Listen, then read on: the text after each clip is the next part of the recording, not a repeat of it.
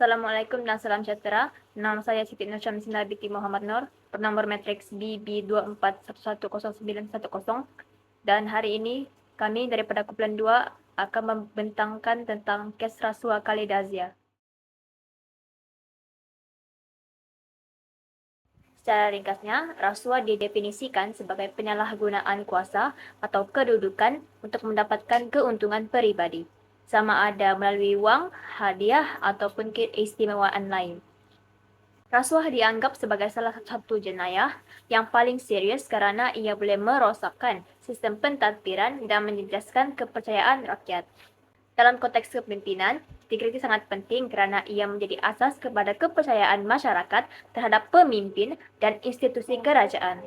Tanpa integriti, pentadbiran awam mudah terdedah kepada penyalahgunaan, kuasa dan penyelewengan. Untuk makluman semua, Khalida Zia ialah bekas Perdana Menteri Bangladesh yang pernah memegang jawatan tersebut selama beberapa penggal. Beliau juga merupakan antara tokoh wanita paling berpengaruh dalam sejarah negara Bangladesh dan pernah mengetuai beberapa organisasi kebajikan. Namun hari ini, kita tidak akan menyentuh aspek politik tersebut, sebaliknya hanya memberi tumpuan kepada fakta kesalahan yang telah disabitkan oleh mahkamah kepada beliau. Dengan itu, marilah kita ke bahagian seterusnya, iaitu fakta kes yang melibatkan Zia Orphanage Trust dan Zia Charitable Trust. Salam sejahtera, nama saya Eni Mujai. Hari ini saya akan membentangkan kes rasuah Zia Orphanage Trust yang melibatkan bekas Perdana Menteri Bangladesh iaitu Khalida Zia. Kes rasuah ini merupakan contoh klasik yang melibatkan penyalahgunaan dana awam yang telah disabitkan oleh mahkamah. Zia Orphanage Trust ditubuhkan sebagai yayasan kebajikan untuk membantu anak yatim. Namun, antara tahun 2001 hingga 2007, dana yayasan sebanyak 21 juta Bangladeshi taka, kira-kira RM1 juta, telah disalurkan ke akaun pribadi Khalida Zia dan juga anaknya Tariq Rahman. Dana yang sepatutnya digunakan untuk kebajikan telah disalahgunakan untuk kepentingan peribadi.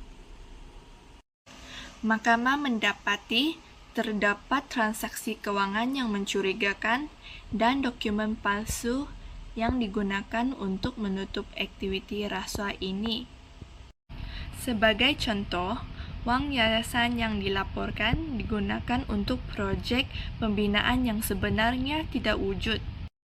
Setelah proses perbicaraan selama 7 tahun, pada 8 Februari 2018, Mahkamah telah menjatuhkan hukuman 5 tahun penjara kepada Khalida Zia dan 10 tahun penjara kepada Tariq Rahman. Kes ini mengajar kita betapa pentingnya ketulusan dan accountability dalam pengurusan dana awam. Ia juga menunjukkan bahawa tiada siapa yang berada di atas undang-undang. Itu sahaja daripada saya. Sekian, terima kasih. Salam sejahtera, saya Miguelina Urai Kampung, BB24110118 akan membentangkan mengenai fakta kes kedua, iaitu kes Zia Charitable Trust. Zia Charitable Trust merupakan organisasi kebajikan yang bertujuan untuk sosial dan kemanusiaan. Charitable Trust ini adalah untuk membantu golongan yang memerlukan di Bangladesh. Perdana Menteri saat itu iaitu Khalida Zia telah dituduh melakukan penyelewengan wang, iaitu beliau didakwa menggunakan wang secara salah dan membeli tanah atas nama trust tetapi sebenarnya dengan tujuan yang tidak jelas dan tidak telus. Anggaran wang yang digunakan ialah sekitar 6.52 crore, iaitu dalam US dollar 650,000. Rakan tertuduh bersama beliau ialah Ziaul Islam Munah dan Monirul Islam. Dalam kes ini, Suruhanjaya Anti Rasuah Bangladesh (SCC) telah memfailkan kes ini pada tahun 2011. Tetapi Mahkamah Tinggi membatalkan sabitan dan membebaskan Khalida bersama 2 rakan yang tertuduh kerana tiada bukti yang kukuh mengenai penyelewengan tersebut.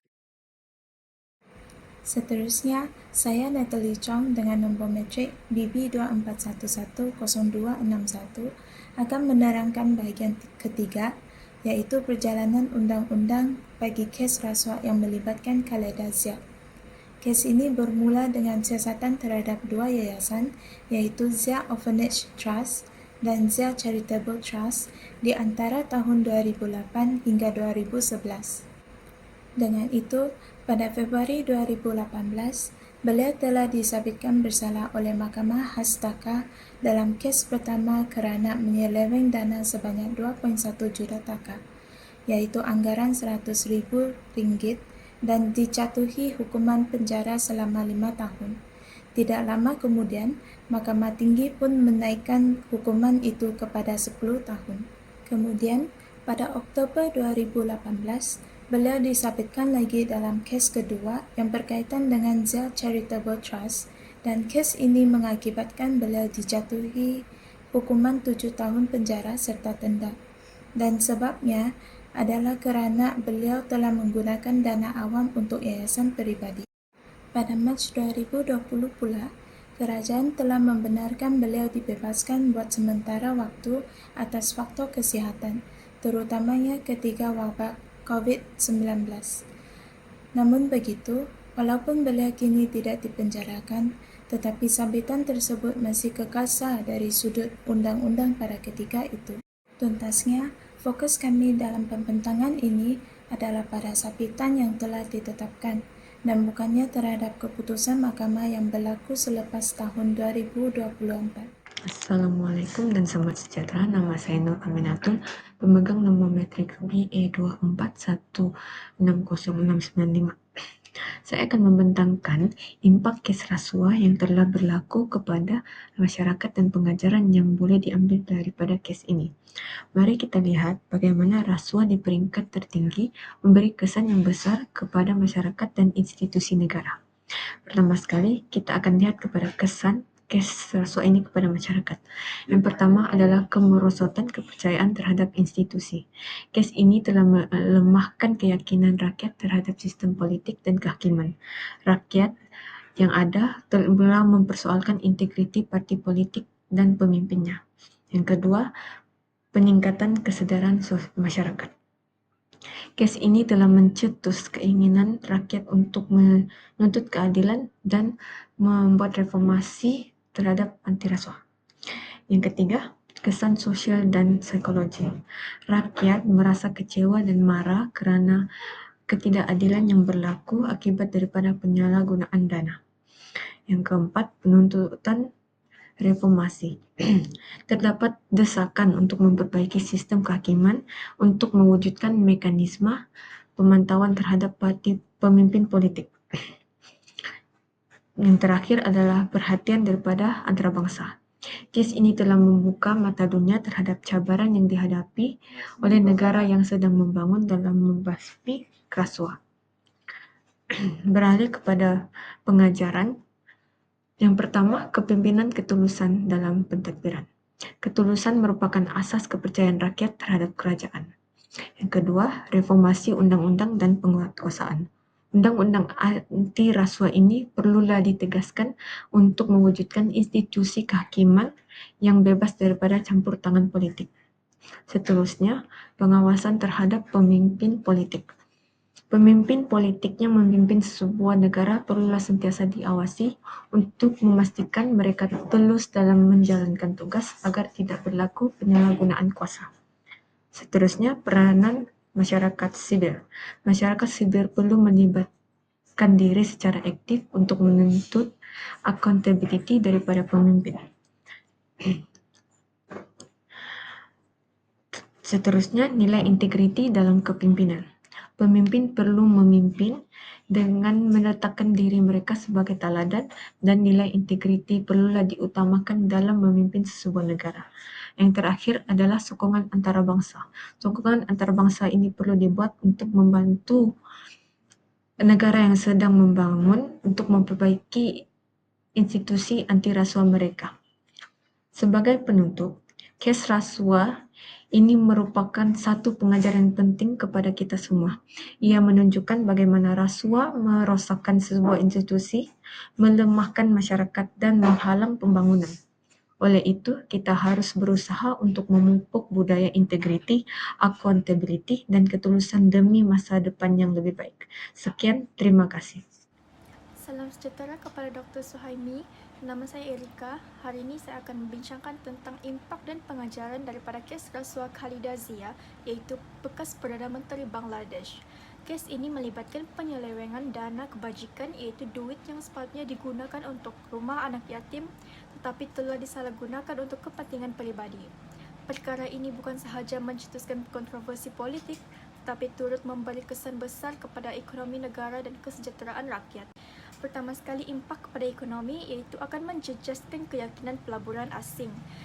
Apabila pemimpin tertinggi sendiri terlibat dalam rasuah, pelabur akan ragu-ragu kerana mereka takut pelaburan mereka tidak selamat kerana sistem kewangan negara sudah tidak telus.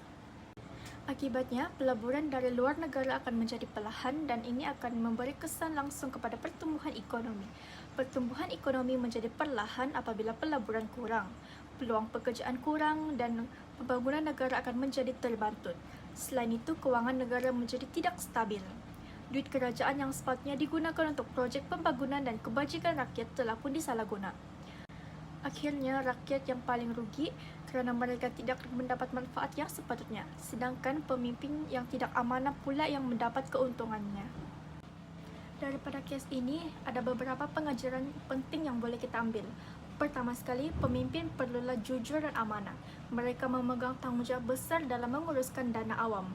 Oleh itu, integriti sangatlah penting untuk memastikan kepercayaan rakyat dan pelabur terus terpelihara. Yang kedua ialah kita perlulah mendidik rakyat untuk membenci rasuah. Pendidikan anti rasuah perlulah diterapkan sejak di bangku sekolah lagi. Apabila masyarakat sedar tentang bahayanya rasuah, barulah kita boleh dapat membina budaya integriti yang kukuh. Yang ketiga ialah penguatkuasaan undang-undang mestilah tegas dan adil. Tidak kira siapapun, sama ada sama orang biasa ataupun pemimpin tertinggi. Jika bersalah, mereka mestilah dihukum. Ini penting untuk menunjukkan bahawa tiada siapa yang kebal daripada undang-undang. Akhir sekali, kita perlulah sedar bahawa rakyat akan terus rugi jika duit kerajaan disalahgunakan. Maka kita semua sebagai rakyat, pelajar dan bakal pemimpin perlulah memainkan peranan dan menolak rasuah dan memastikan amanah tidak dikhianati. Sekian. Assalamualaikum dan hai semua. Hari ini saya akan membentangkan beberapa cadangan untuk menangani isu rasuah dengan cara yang lebih berkesan dan praktikal. Terdapat 6 cadangan yang kami bentangkan dan yang pertama ialah meningkatkan pendidikan integriti dari sekolah rendah. Cadangan pertama ni lebih kepada pendidikan. Kita rasa penting sangat nilai integriti ini diterapkan dari awal, dari sekolah rendah lagi. Kalau dari kecil kita sudah tahu beza antara amanah dan salah guna kuasa, nanti bila kita besar, tidak senang kita terjebak untuk rasuah. Lepas tu, subjek macam pendidikan moral dan pendidikan Islam pun boleh diselitkan nilai kejujuran dan tanggungjawab. Yang kedua ialah perketatkan pemantauan dana dan yayasan kebajikan. Yang ini, kita perlu lebih tegas dalam pemantauan dana awam terutamanya yang melibatkan yayasan kebajikan. Setiap agensi yang menguruskan bantuan, derma dan sebagainya mesti diaudit secara berkala. Kalau tidak, boleh jadi macam kes Zia Orphanage Trust tu, duit kebajikan disalahguna. Sebab tu kita perlu menggunakan jawatan kuasa untuk memantau. Dan yang ketiga ialah mengukuhkan peranan badan anti rasuah yang bebas. Cadangan ketiga ni ialah untuk badan anti rasuah seperti SPRM atau SEC mesti bebas dari campur tangan politik. Kalau mau siasat, biar berlandaskan bukti, bukan tekanan dari luar. Jadi dengan cara ni, rakyat akan lebih percaya pada badan penguat kuasa. Yang keempat, ketulusan dan accountability dalam kepimpinan. Yang keempat ni, pemimpin atasan kena lebih telus. Setiap tahun kan, mereka perlu isytihar aset secara terbuka. Kalau gagal isytihar atau didapati salah guna kuasa, diorang wajib dihukum, tidak kira pangkat atau jawatan. Dan yang kelima, perundangan khas untuk urus dana sosial. Cadangan kelima ni ialah untuk mau kita ada undang-undang khas untuk kawal dana kebajikan. Sebab ada kes dana ni kan digunakan untuk kepentingan peribadi atau politik. Jadi semua yayasan atau pertubuhan amal wajib daftar dan lapor kewangan tahunan. Dan yang keenam, melindungi whistleblower. Akhir sekali ni kita perlu lindungi pemberi maklumat atau lebih dikenali sebagai whistleblower. Jadi kalau ada orang yang berani tampil lapor tu rasuah, mereka mesti dilindungi dari segi undang-undang dan identiti dirahsiakan. Ini boleh galakkan lebih ramai tampil orang yang boleh melaporkan salah guna kuasa. Jadi itu sahaja 6 cadangan daripada kumpulan kami. Semuanya bertujuan untuk memperkukuhkan lagi integriti dan membanteras rasuah dari akar umbi sampai ke peringkat atasan. Itu sahaja daripada saya. Terima kasih. Assalamualaikum warahmatullahi wabarakatuh. Saya Rizwan, memegang nombor matriks BT 24 110068. Akan menerangkan dalam slide kesimpulan. Secara keseluruhannya, kes Khalidah Zia ini merupakan satu kes yang perlu menjadi pengajaran kepada pemimpin atau orang lain dan ahli politik. Hal ini kerana apabila orang atasan seperti ahli politik, orang yang ternama atau pemimpin-pemimpin yang di atas melaksanakan satu kesalahan, terutamanya sebagai contoh kes rasuah atau penyalahgunaan kuasa, dia akan memberi kesan atau impak kepada masyarakat. Sebagai contoh, kemerosotan kepercayaan terhadap institusi. Impak ini sudah diterangkan oleh pembentang sebelum ini. Oleh itu, hal ini perlu dibendung dengan beberapa cara, sebagaimana cadangan seperti menitikberatkan atau meningkatkan pendidikan integriti dan anti rasuah seawal sekolah rendah. Kata-kata terakhir adalah buat baik biarlah berpada-pada, buat jahat jangan sesekali.